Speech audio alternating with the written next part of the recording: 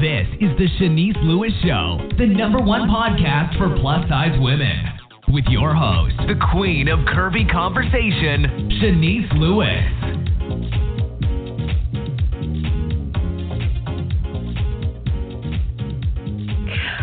Welcome to the show. I'm your host, Shanice Lewis. Today is Monday, May 13th, 2019. Make sure you're following the show's social media pages on Facebook at The Shanice Lewis Show and on Instagram and Twitter at Shanice Show. And make sure you subscribe to the show on Apple Podcasts, Google Podcasts, Spotify, or your favorite podcasting app. Today we have a very special guest on the show. Donna Perry is the CEO of Courageously Curvy Girls Foundation, a nonprofit organization that promotes a healthy lifestyle for underserved girls of color by building resources and leading change initiatives in New York area and beyond. She served as Miss New York Plus America 2015 and continues to uplift and empower plus-size women with her brand Courageously Curvy. Through workshops, motivational speaking, and empowerment apparel, Donna encourages women to embrace their curves unapologetically, love themselves unconditionally, and live their very best lives. The second annual Courageous Curvy and Paving the Way Awards Luncheon is September 28th, 2019 in Great Neck, New York, and we're so excited to have Donna on the show today. Hi, Donna. Hey, how are you? Thank you so much for having me. Well, thank you so much for being on the show. I'm excited to talk to you and everything you got going on. Yes, ma'am. I'm so honored to be on the Shanice Lewis Show. Thank you so much for having this new, brown girl from Brooklyn who really just wants to try to make an impact the best way possible. So thank you so much for having me. Of course. So let's start from the beginning of your journey. So growing up, I see you weren't always confident. Now tell us about your challenges that you had with your weight and self-esteem growing up. Wow.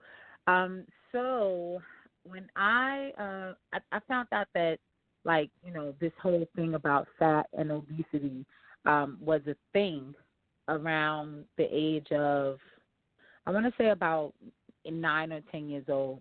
I had recently transferred from private school in Brooklyn to a public school in Brooklyn, and I remember, really enjoying my time in public school to a degree where I was doing really well as it pertained to academics. And then my gym teacher actually told my mother that I was obese. And when you come from the type of family that I came from, like my grandmother on my father's side, her name was Minnie Andrews. She was, a plus woman, but she was a plus woman that, she just really embodied what it was to be like, that old grandma, that Myanmar that a lot of people, talked about. And so my grandmother, she always made the potatoes and the steaks and, the barbecue this, and, soul food was something that was very, prevalent in my household. And so out of all of my sisters, I was always the biggest one. I was always the tallest one. I was always the one, I was considered the knee baby. So I was the one that people patted on the knee while my mother was, really taking care of my baby sister, Linnell, and we're about maybe 18 months apart. So I never really understood what it was to be obese. Right, from that perspective, I knew that I was always the biggest one, but nobody really ever made me feel different or less than until I got to public school, and there was this thing called the Presidential Health Challenge, I believe, and I couldn't reach certain benchmarks. I couldn't run as fast as everybody else. I was always the slowest in the class. I would start sweating faster than everybody else, and so that's when he informed my mother that I was obese. So the first thing my mother did, just, because back in the 80s, you really didn't know what to do, right, with obesity. And so the first thing my mom did was she put me on Slim Fast. You remember Slim Fast? Mm-hmm. the two shakes and the sensible dinner. And I mean, she just kind of really did that. I think the first 2 or 3 days, clearly it didn't work out for me. I actually got sick from it, and then we went to a nutritionist, and that kind of worked, but didn't work because I was the only person in the family measuring all my food while everybody else was just eating the extra helping of potatoes and macaroni and cheese. So it was kind of like a feeling of being secluded from everybody else and secluded from what everybody else was doing. And so slowly but surely, over time, I just started to feel this sense of not really belonging in my immediate circles, not really belonging in the groups of people that I kind of hung out with because of the fact that I was always the big one. I was always the big one.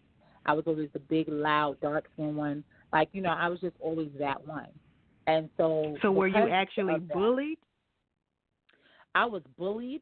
I did start getting bullied in about the 3rd, 4th grade. I started getting bullied at the school that I went to.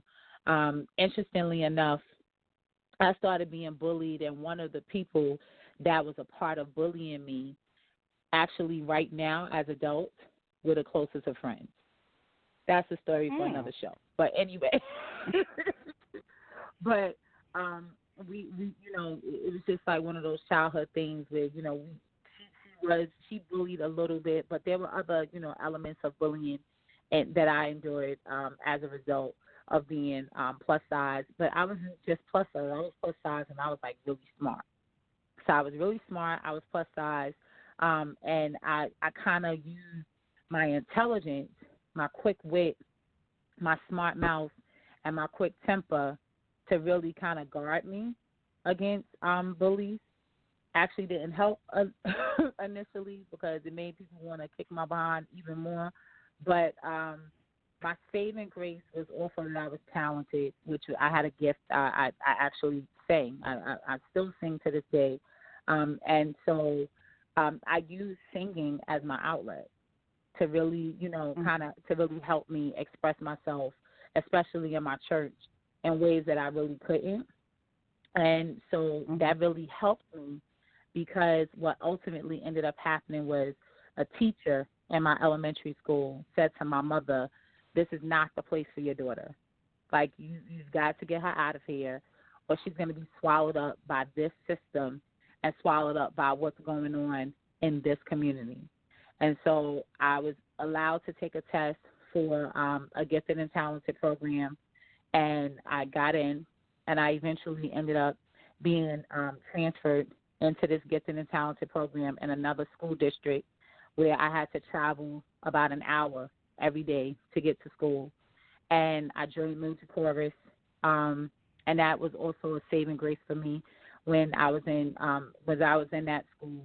And then I ultimately ended up going to Fiorillo H. LaGuardia High School for Music and Art and Performing Arts.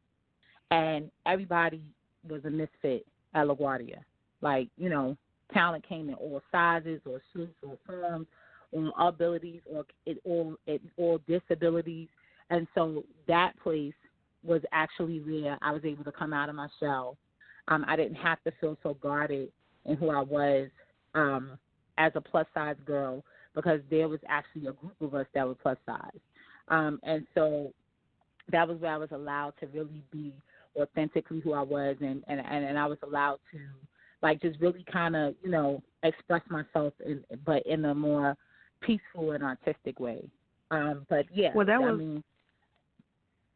great you were able to overcome your self-esteem issues still as a teenager, because there's some women that are grown that are still struggling with self-esteem issues ongoing. Oh, yeah. I mean, it's still a struggle. I think that every day it's just a struggle, period, right? Like, we heard, Sis talk about, Aisha Curry talk about her struggle just as a wife and as a mom. I struggle with being a wife and a mom every day, and I'm going to be transparent just like she was and say even as an adult, sometimes I struggle with, what I put on, what I don't put on, and wondering, do I still, am I still cute? So I think that it's a struggle every day. It's a much harder struggle when you are a teenager or a preteen and you're questioning yourself, and you're questioning things about yourself, and then you're surrounded by other young ladies who are probably questioning themselves as well and don't really have healthy places to get answers to those questions. And so because everybody is now in the same circle, not really knowing how to ask questions or not really knowing where to go to seek validation and answers to those questions, it just becomes a vicious cycle of one girl abusing the other and abusing the other. And so I think that that's really ultimately for me what the goal is of CCGF, is to really turn that around. I know that over the years, one of the things that I've realized is that if we ever really want to do anything to turn the tide with young ladies about how they feel about themselves, we have to actually start with having conversations with grown women. So that because better grown women create and cultivate better young ladies. So, but like to your question, yes, it is a struggle. It's a daily struggle. I don't want anybody to think that I've completely overcome the struggle. I just deal with the struggle a little differently now than I did before. Now I have greater tools in dealing with the struggle. Now, if this is an ongoing struggle, tell me, how did you get the confidence to compete in a beauty pageant? Because you were Miss New York plus America 2015. How did that come about? I'm going to be honest with you. When I initially decided to compete, I decided to compete in 2014. And when I did that, I just had my daughter, Ava, who's now 4. And I contemplated competing at a time in my life where I was about 30 days out from having my daughter. I was 30 days postpartum. I was starting to, and Ava's actually my second daughter. I have 2 daughters, Anaya and Ava. And I was really struggling with who I was. So I was already my husband's wife, right? I was already Anaya's mom. And then now I'm Ava's mom. So I was really at a place where I started to feel like I had lost my own identity. And I needed desperately to get back to me. I had stopped wearing makeup. I mean, just imagine you're trying to raise a 2-year-old, and now you got a 2-year-old and a 1-month-old. And so I was really trying to figure out who I was. I wanted the opportunity also to be able to raise awareness about the organization and about my platform. And I knew that my platform would be my organization, but I just couldn't figure out, right, what that tangible way was. And so what happened was I heard about the Miss Plus America pageant. I knew the then director of Miss New York Plus America, and so something just said apply. And so I applied, and I went through the phone process, the interview process, and I went through the entire vetting process, and I competed. I went through the community service process for the first year. I competed June of 2015. I won to become Miss New York Plus America, and then I competed nationally in the Miss Plus America contest in August of actually the end of July of 2015. I didn't win. I didn't place, but I did win runner-up in the talent competition for the entire national pageant, which also gave me an opportunity to have more people learn and understand about my platform. And then I just came home with a greater sense of understanding, value, and purpose. And so it just really helped me to just really, go and grow and glow through what I was feeling back in 2014. So it just really helped me to have like an Auntie Maxine moment of reclaiming my time and reclaiming who I was as an individual and as a person. So, yeah, I mean, it was a journey. So after the pageant, you moved on to create your own company, Courageously Curvy Enterprises. So that was your platform when you competed that you turned into an official business afterwards? Okay, so this is actually what happened. Courageously Curvy Girls Foundation is actually a name change. The original name of the organization was Fat Girl, which is an acronym that stood for Finding Alternatives to Gain Impact and Results for Life. The organization was founded back in 2012, shortly after, I want to say 2012, maybe a little before 2012, after I had gastric bypass surgery, and I had lost about 180 pounds. I got pregnant with my first daughter, Anaya, and I had been going through the journey of really creating Fat Girl, which was the original name of the not-for-profit. And so the core of what you see as the Courageously Curvy Girls Foundation still maintains the same values of Fat Girl, which was the original name of the organization. Over time, as the organization started to grow and as more ideas and, we made some mistakes along the way and I learned certain things along the way, just even about myself as a leader, but also as a mom, I realized that young people, as much as the visionary in me wanted Fat Girl to be the name because I wanted us to kind of dispel the myth of the word fat, it wasn't really catching on to a lot of young people.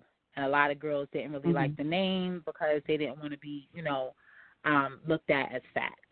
So I was like, okay, this is not working, God. In 2013, in 2017, I started my own business, which was Courageously Curvy. And Courageously Curvy was the name of the business that I started to really be the umbrella by which I was able to be my best creative self through my book writing, through, public speaking and all of those different things. And when I came up with the name Courageously Curvy, my husband said, that sounds like it should be on somebody's shirt. And so we came up with the concept of Courageously Curvy as just like, a dope shirt, and as just a declaration to women and to young girls everywhere that, Courageously Curvy means boldness defined and all of those things. And when we thought about it, and we were planning, and we were just kind of talking about some things in terms of the not-for-profit, we said, hey, maybe we should think about changing the name of the not-for-profit from Fat Girl to what we now have as the Courageously Curvy Girls Foundation. And so you have two different entities with the same name? Yeah. The LLC and the nonprofit are two separate things, but they just have the same name? Right. So there's Courageously Curvy, which is the enterprise company, which is, all of the other things that I do personally. But Courageously Curvy Girls Foundation is our not-for-profit organization that is geared completely to dedicating ourselves to our girls and to the mission of helping to combat childhood obesity in girls ages 8 to 18. By providing them with informative services, health and wellness, and all of those different services to make them their best selves. Now, you just mentioned that one of your main things is to combat childhood obesity. Now, sometimes it's kind of hard talking about health and wellness in the plus-size community. So what would you say to a critic? That now. Yeah. So what would you say to your critics that says, how can your organization be body positive when the main purpose is to combat obesity? Well, I think that a lot of times, and I'm really glad that you asked me that question, because I think that is a question that should definitely be answered. Because the same question is asked even in plus pageants. Like, are you celebrating obesity? Are you celebrating unhealthy behavior by having a plus pageant? And so the same answer that I gave then is the same answer that I would give now to critics. The answer is no. There's a difference between being obese from a health perspective and being curvy, right? And being plus and curvy in terms of fashion and in terms of what you wear or your dress size. It just so happens, however, that there is an overlap once you get past a certain dress size in terms of the health implications of obesity and being curvy and wearing a plus size. Being curvy and being plus is really more or less a word or a group of words that were given to women who wore extended sizes in the fashion world. However, the more I think about it and the more I've allowed myself to spend a lot more time with the full-figured and curvy community, I've also come to understand, even within myself, that being curvy is also a state of mind. It's a matter of having confidence. It's a matter of celebrating your curves and recognizing that not all body types are the same, right? Being obese and the clinical perspective of being obese is having a BMI that is, that is higher than your BMI being higher than what it should be for your body type based off of your height and weight. And so with that comes along other health implications as a result. Let me be very clear. Up until 7-8 years ago, I was 399.8 pounds at my highest weight. I had gastric bypass surgery. I'm very transparent about that. I had gastric bypass. At 398.9 pounds, I was infertile. I had not, I was not able to give my husband any children. I could not have any children even if I tried. My doctor would not help me try. He would not help me with any fertility treatments because of my size. I did not qualify for other fertility treatments because of my size. I could not walk up a flight of stairs without struggling to breathe.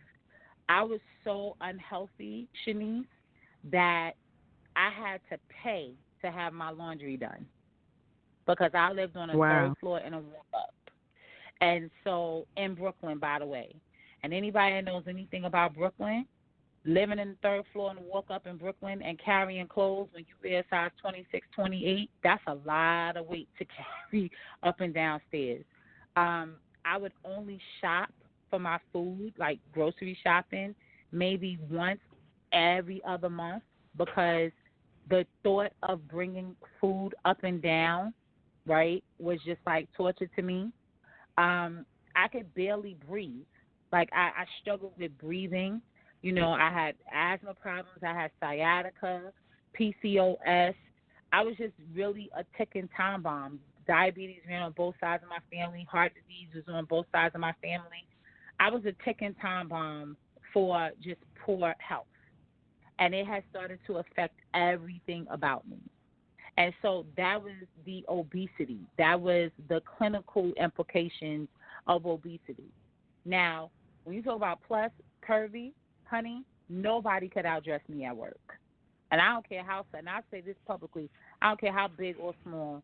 I mean, when I tell you I could wear an outfit, I could wear an outfit down. To this day, did not have a problem with how much money I spent on clothes. I never had a problem when it came to confidence from that perspective. But my quality of life was greatly impacted by my weight. I made a decision to have gastric bypass surgery. I lost 180 pounds within the first 2 years of me having gastric bypass surgery. I went from not being able to have children to now today I have 2 children. I went from... But you're still plus size. You're still considered plus size right now, correct? I'm still plus size, and I'm still plus size. And to be honest with you, after I had my daughter Ava, I went into a period. I later realized after coming home from competing that what I had been going through, because I had gone back to work very early after I had Ava, I actually suffered from postpartum depression, which, affected my ability to sleep. I just, and so what ended up happening was after I had Ava, I gained about 40, 50 pounds after I had her, like a year after I had her.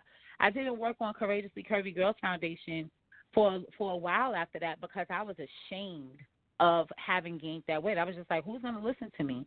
But what I realized is that this is a part of a journey, right? And so obesity in terms of the health implication, it's a journey. It's not something that happens overnight. And my doctor made it very clear to me, listen, you can have as many gastric bypass surgeries as you want. I'm glad that you're healthier and you're better than you were before. But here's the reality. You will never be skinny. You will never be skinny. That's not you. That's not, you know how they say in the church, that's not your portion. That's not that's not going to be you. But the goal here is for you to be the healthiest you that you can be. And so I think that even if that's plus size healthy. Listen, even if it's plus size, I know perfect example of plus size healthy. Latoya Shantae Snell. I don't know if she actually is one of the women that is a part of the current Eloquy campaign. And I know her. She lives here in Brooklyn. She has a blog called Running Fat Chef. She is a plus-size marathoner. She can run some circles around people that I know that are 120 pounds with rocks in their socks in their pocket. But she is one of the most awesome and dopest physically fit people that I've ever met in my entire life. So I'm not saying that if you are plus size that you are I'm not saying that we should tell our girls that they can't be that they can't embrace their journey where they are. I'm saying that just even little things that you do to improve your quality of life, do those things. Walk for 30 minutes a day, right? Eat more foods, eat more vegetables, drink more water. There's nothing wrong with that. I've seen people in the full-figure fashion community just from watching fashion shows and from seeing so many women. I have to be honest with you, it seems to me that it takes a lot of lower body strength to walk in those heels on the catwalk. You would have to be, it would seem to me that you would have to have some level of health, right, of good health in order to be able to do that. And so nobody says anything to those women. Nobody says anything to those women. Like, we have actors and actresses that gain weight for roles all the time or lose weight for roles all the time. So I'm not telling a young person, or I'm not saying to anybody in the plus community that, I think that I have a problem with the fact that they're curvy, and that's why I'm telling young people to not, to be healthy. No, I'm saying that you can be healthy, you can live a life of good health, and embrace your curves while you're living a life of good health. That's pretty much what I'm saying. Did you have to change some of your branding and take out combat obesity? Did you get some negative feedback when that was like one of your main things, combat obesity? We never really changed the wording in terms of our mission. I mean, I think that that we have come to learn that we've had to approach it differently, right? I think that what we've come to learn is that, A, you can't talk to a young person about behavior modifications in terms of combating obesity without really, really involving the village, without really involving their parents. So what we've done is we created a Mommy and Me Zumba workshop, which we're actually in our second series of that. And that'll actually be this Saturday in Brooklyn. We have, we're now starting to talk about making our program a program where it's more inclusive of parents. Because what I've realized is that I can kind of teach your daughter all that there is to know about great health and nutrition and how to be physically fit. But if Right. that's not something that is that she's exposed to at home, whether it be because of a fiscal issue or a cultural thing, then everything that I teach her has no merit, it has no basis, it has no value, because kids don't buy their own food, their parents do. Right. So really, you're promoting just a my healthy lifestyle. Right. It is a healthier lifestyle, and I firmly believe that if we really want to have a conversation, or we really want to combat childhood obesity in terms of the health implications of childhood obesity, because they are very real and they are very tangible, and because we do have a lot of young people that are dying prematurely at the hands of the health implications of childhood obesity, and we really, really, really want to do something to combat childhood obesity from that perspective, the first thing we need to do is we need to have a conversation with our young people about really loving who they are. Because I'm a firm believer that when you love who you are, you have a greater love for your relationship. You change your relationship with food, and you change how you eat and what you eat. And so, again, I'm not saying that you should, if you're overweight or that if you're obese, that you're not beautiful. I don't want anybody to ever think that. I want to make that very clear. What I'm saying is that you can be beautiful, you can be curvy if that is what it is, but you can be beautiful, you can be curvy, and you can be healthier than you were before, and that this is a journey. I struggle with the journey every single day. I failed miserably yesterday on Mother's Day. I'm just going to be honest. I failed in my health journey yesterday. I come from a Black family, and so on our menu was a whole bunch of stuff for dinner that I generally don't eat on a regular basis, right? But I ate it yesterday. So now here I am this morning saying, okay, I didn't do so well yesterday, but that's okay. So now I start over today, with fresh juices, with, just healthier portions, healthier decisions, more water in my diet, and all of those things. So, again, I think that you can promote body positivity. You can promote being beautiful in your curves and being healthy at the same time. Now let's talk about your event coming up. Courageous, Curvy, and Paving the Way Awards Luncheon is coming up September 28th. Now tell me who all is going to be there. Oh, man.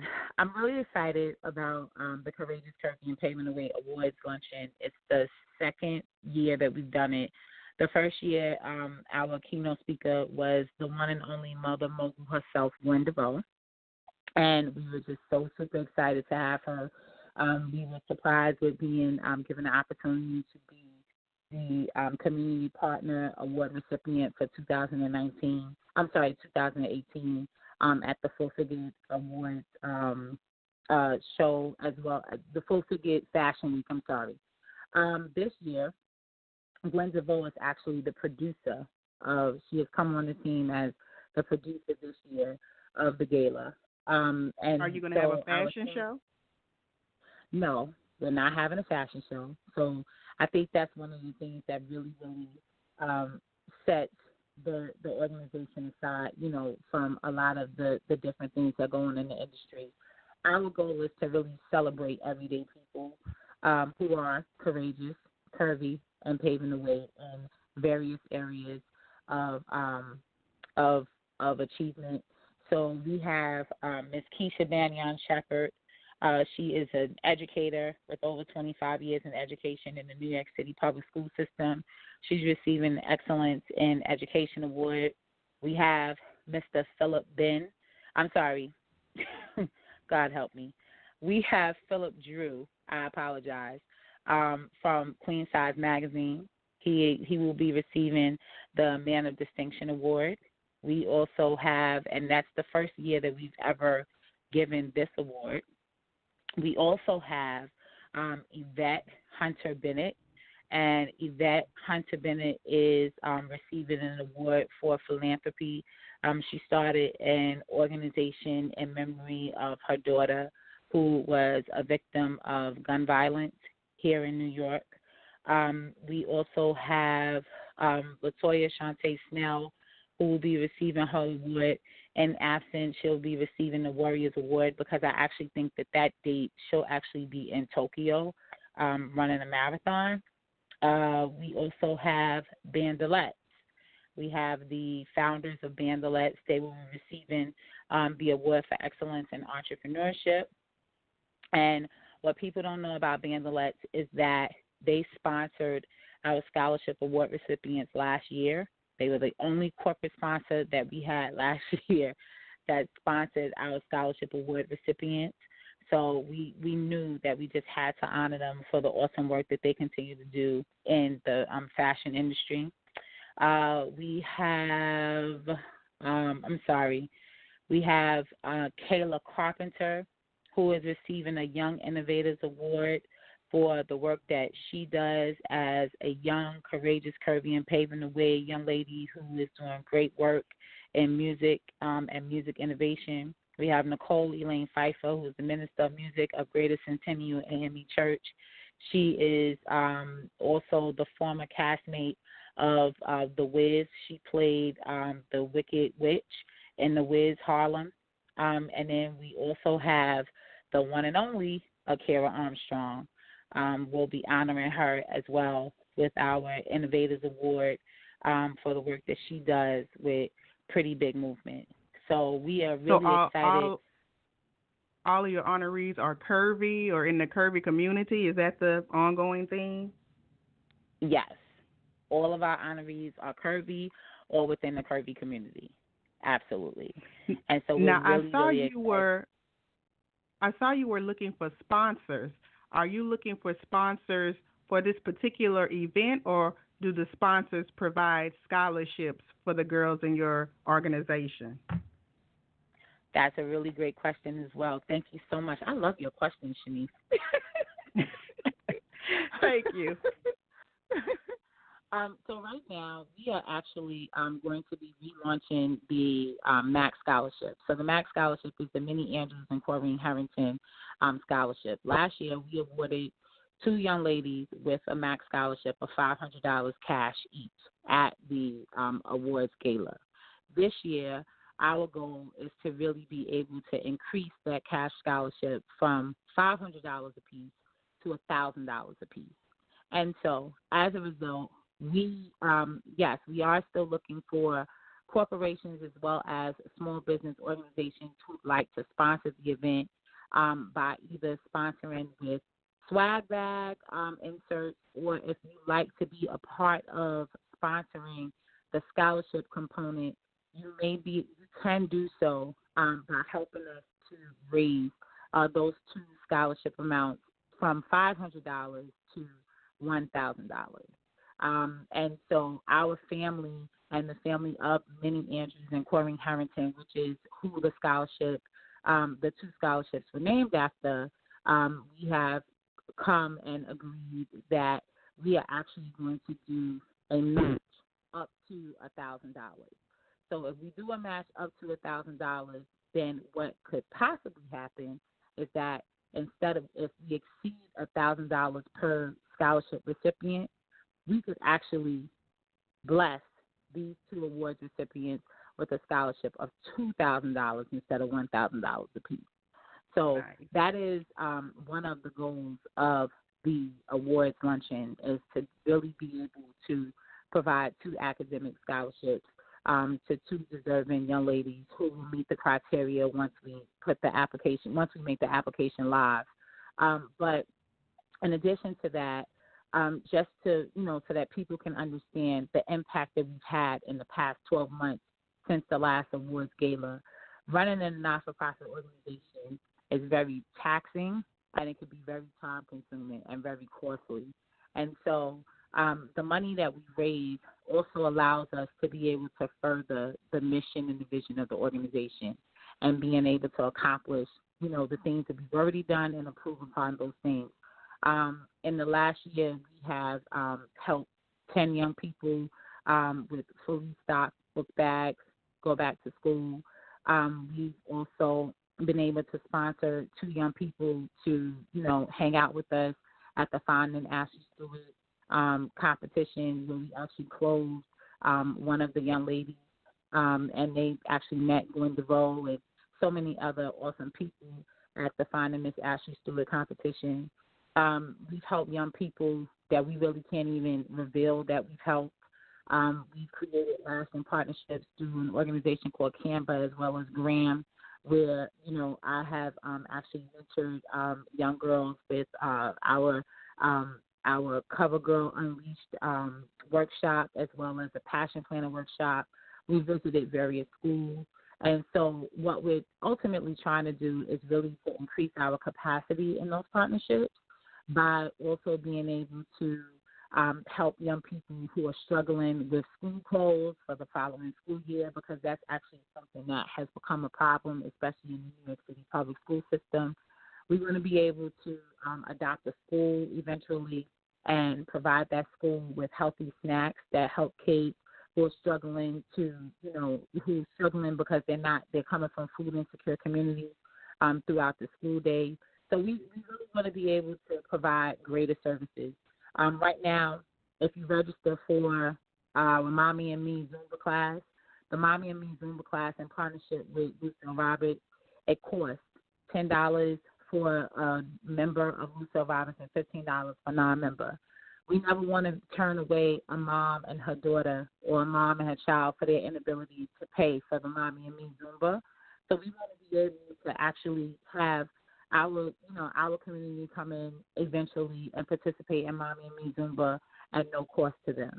So the awards gala allows us to really be able to raise funds so that we can continue to do our work, so that we can continue to further our mission and also do more work when it comes to advocacy as well as community service and our program. So how can you purchase tickets for the event?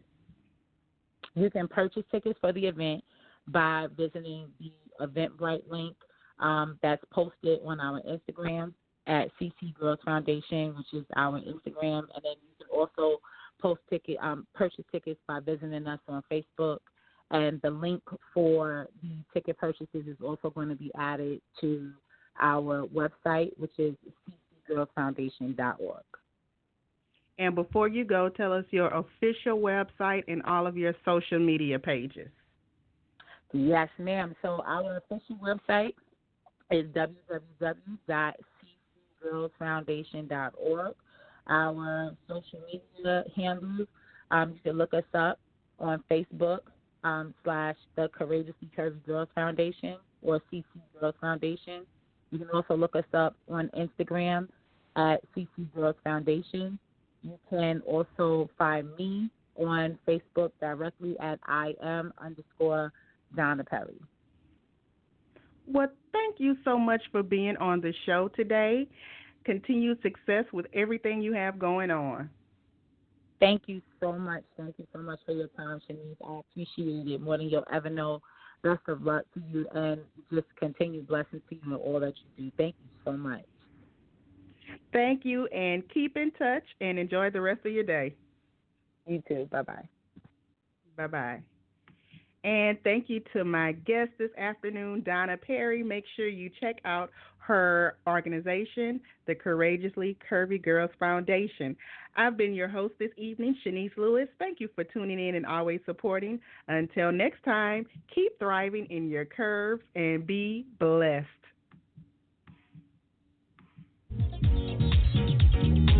You've been listening to The Shanice Lewis Show. For more info about the show, visit ShaniceLewisShow.com.